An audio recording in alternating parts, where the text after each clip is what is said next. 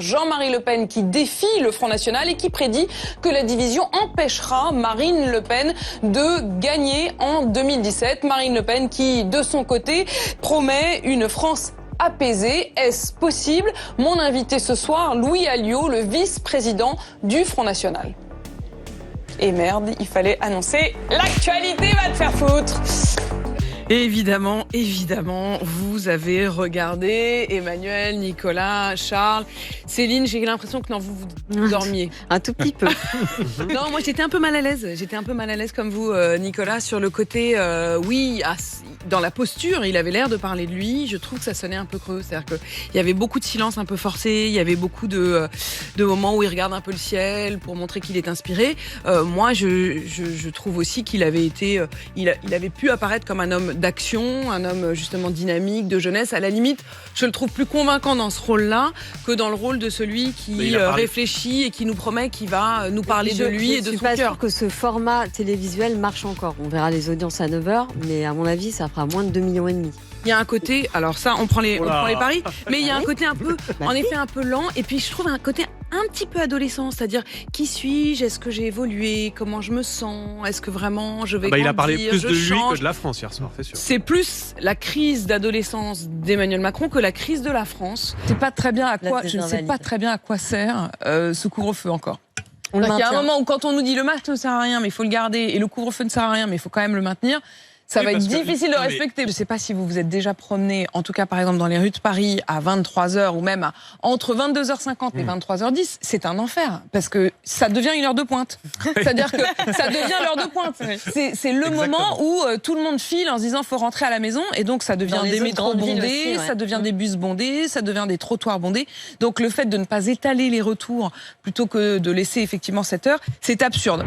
Des files d'attente grandissantes devant les labos. Plusieurs syndicats appellent à la grève demain pour dénoncer les conditions de travail et la cohue parfois dans les files d'attente. Moi, j'avoue que j'hallucine quand même. Appeler à la grève maintenant où on a particulièrement besoin d'eux, quand les infirmières étaient épuisées au moment du nombre d'arrivées dans les hôpitaux, épuisées en travaillant 7 jours sur 7 et parfois même la nuit. Pour autant, elles ne sont pas parties en grève au milieu de la bataille. Voilà. Sofiane et Fabrice, vous êtes avec nous, mais il y a des fleurs qui nous sont apportées et qui sont absolument magnifiques. C'est du mimosa. Vous voyez, c'est aussi ça, les joies du direct. Bonjour. Bonjour, vous vous appelez comment? Tiffany, vous avez apporté des fleurs? Oui, mon papa voulait vous apporter des fleurs.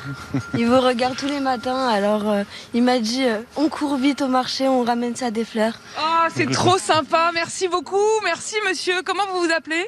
Cyril, vous égayez tous les matins des millions de Français, donc pour vous remercier, voilà. Oh, c'est magnifique. De la ville de Nice, voilà.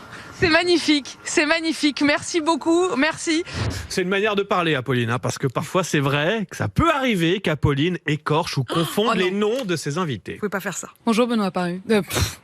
Pardon, je vous demande pardon Benoît Hamon, j'allais justement vous parler de Benoît Paru. Bonjour Benoît Vallet, vous êtes commissaire de police, Mathieu Vallet. 7h24, c'est l'heure du chiffre d'affaires. Le chiffre d'affaires avec Emmanuel Le Chypre. Le Chypre ou le chiffre? Et le témoin du jour, c'est vous Didier Leschi, bonjour. Leschi. Leschi, merci. Bon, je suis taquin, je vous vois rire, mais attendez, j'ai mieux. Oui, cette magnifique interview l'été dernier de l'épidémiologiste Dominique Costagliola. Bonjour Dominique Castigliola. Sauf que Dominique Castigliola. Merci beaucoup Dominique Castigliola. Costagliola, voilà, on l'embrasse évidemment. Le pire, c'est le président Emmanuel Macron qui se défausse sur son ministre de la Santé. Hier, dans les pages du JDD, il a dit sa colère sur la lenteur. Mais moi, j'ai halluciné, mais quelle lâcheté. Parce que, en fait, qui décide dans ce pays? Il faudrait quand même savoir. Je trouve que ce côté, en fait, c'est pas moi, c'est de leur faute et je vais les engueuler.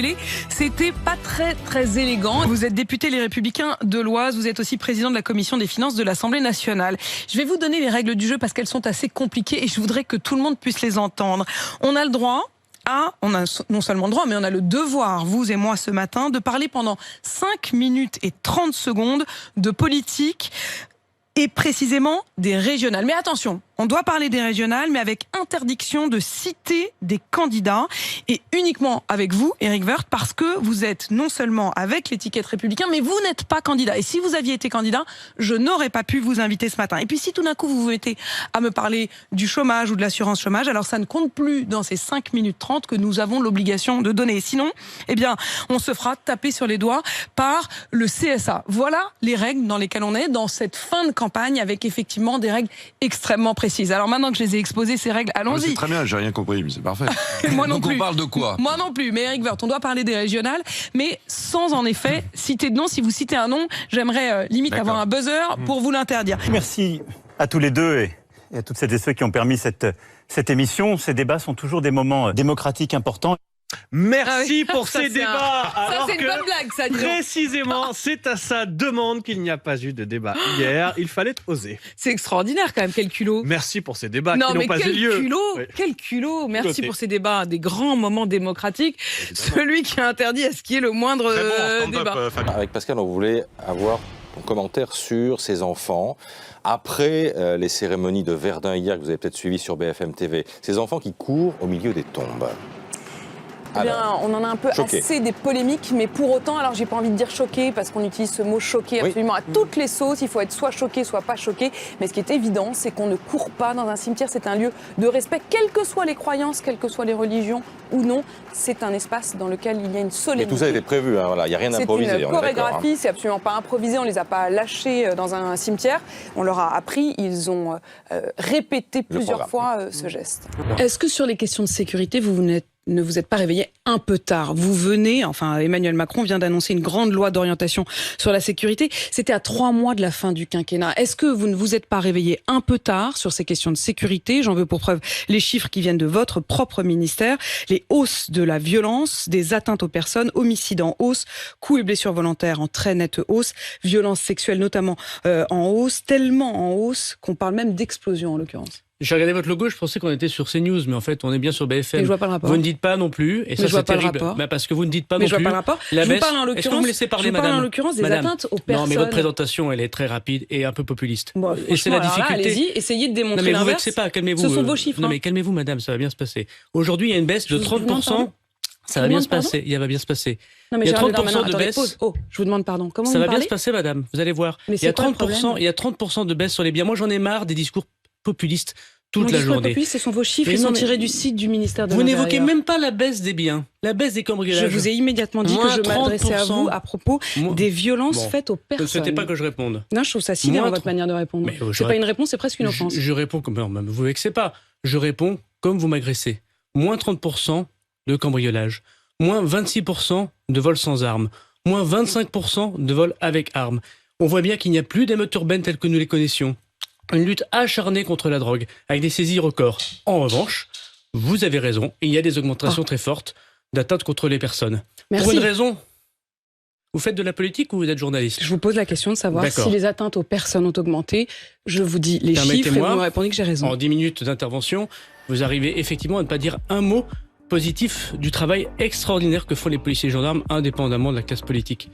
En revanche, sur l'augmentation, ce que font les policiers et les gendarmes, Gérald Darmanin, Madame, le ressenti si M. des Français, Zemmour et Mme Le Pen augmentent, 69% des Français jugent votre bilan négatif, c'est peut-être qu'il y a un problème.